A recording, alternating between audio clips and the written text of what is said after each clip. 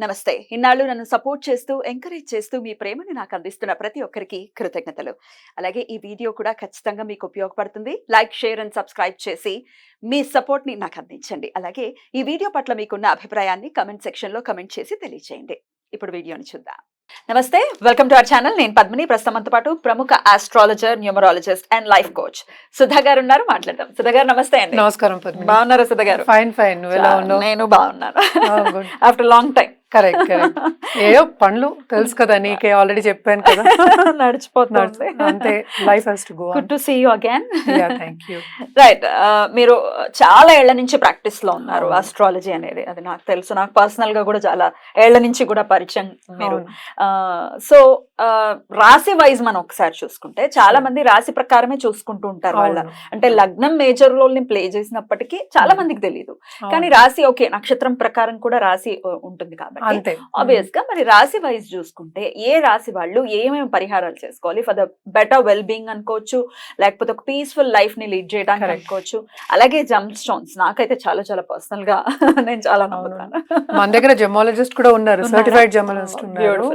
అయితే మరి ఆ జమ్స్ కి గురించి కూడా మీరు వివరంగా ఒకసారి చెప్పండి సుధా గారు. మరి రాశి వైజ్ మాట్లాడుకుందాం. తప్పక రాశి వైజ్ వెళ్దాం, ఎందుకంటే వాళ్ళకి కూడా అర్థం అవుతుంది, ప్రేక్షకులకు అర్థం అవ్వాలి. సో దాన్ని బట్టి కాకుండా మనం డిఫరెంట్ గా చూస్తాము, బట్ మాట్లాడుకోవడం ఎందుకంటే 12 రాశులే కనుక దాని గురించి మాట్లాడుకోవాలి. తులారాశి వాళ్ళు వీళ్ళు ఎలా ఉంటారండి? ఈ జాతకులు ఎలా ఉంటారు? ఎట్లాంటి పరిహారాలు చేసుకోవాలి? అలాగే ఏ జమ్ స్టోన్ వేసుకోవాలి? తప్పక ఒకసారి మీ ద్వారా.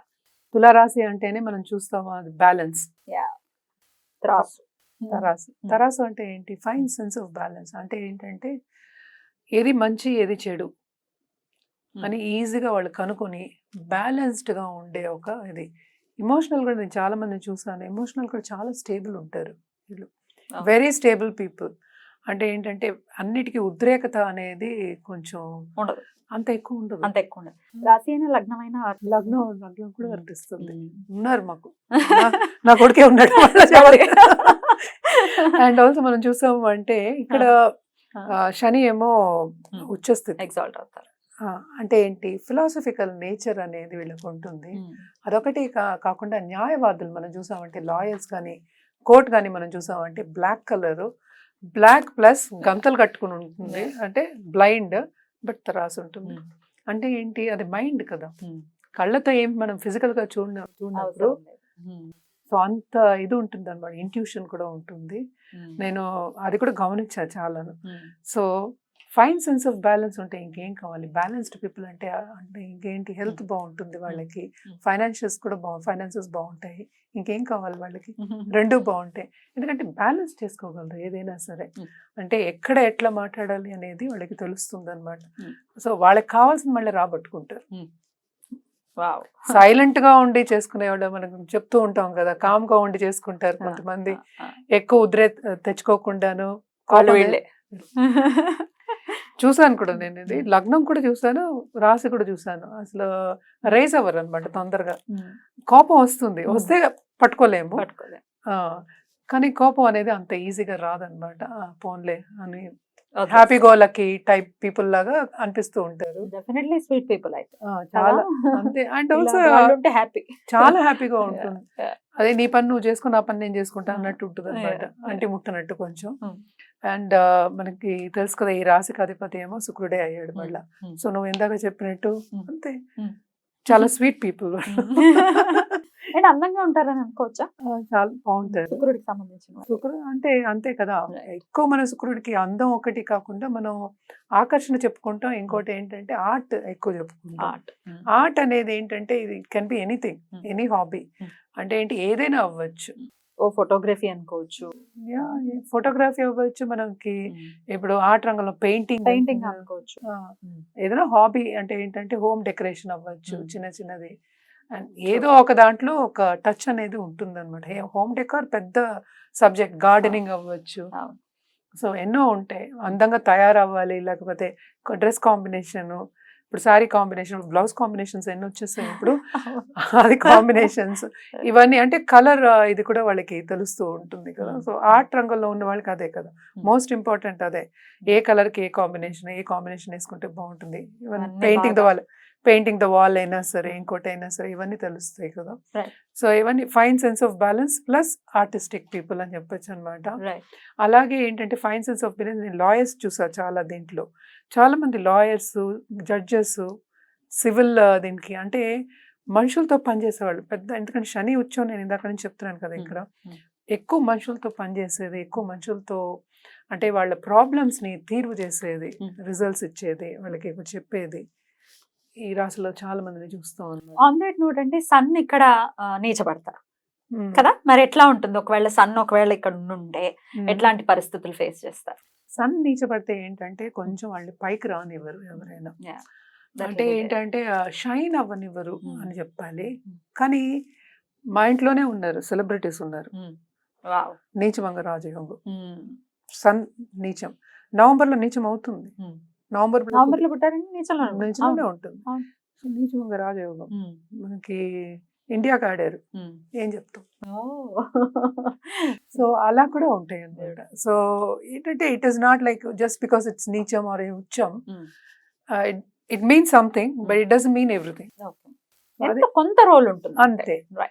సో కొంత రోల్ ఉంటుంది, రోల్ లేకుండా మనం ఏది నెగేట్ అయితే చేయలేము.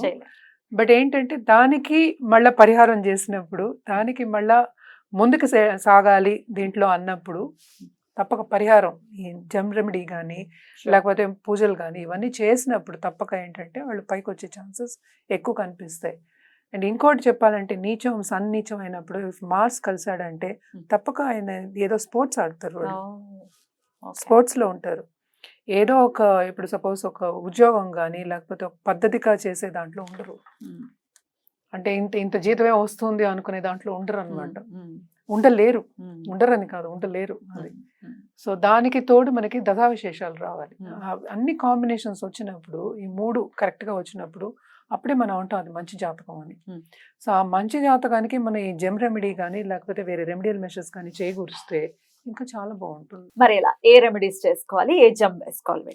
వీళ్ళకి వజ్రం 20 cents పైన, క్యారెట్స్ కాదు, ఎందుకంటే 1 carat ఇప్పుడు 1,00,000 కాదు ఇంకా ఎక్కువ. ఇప్పుడు కోర్టు ఒక ఆయన కొన్నట్ట మన 4 లక్షలు పాలిటిషియన్ మాకు తెలిసిన వాళ్ళ దగ్గర, అయితే ఇంకా 40 కోట్లు. సో సెన్స్ లోనే చెప్తారు కాదా, అందరికీ అందుబాటులో ఉండాలి కదా. సో 40 కోట్లు కొన్నాడంటే ఒక 4 carats 5 carats అంటే అంత క్లారిటీ ఉంటుంది అనమాట. సో అందుకని స్టోన్స్ ఏంటంటే మనం చూడగానే మనం చెప్పేయలేము, అదొక సబ్జెక్ట్ కదా. సో జమాలజిస్ట్ దగ్గర తీసుకుని అలాగే సర్టిఫైడ్ జెమ్స్ తీసుకోవడం అనేది మంచిది.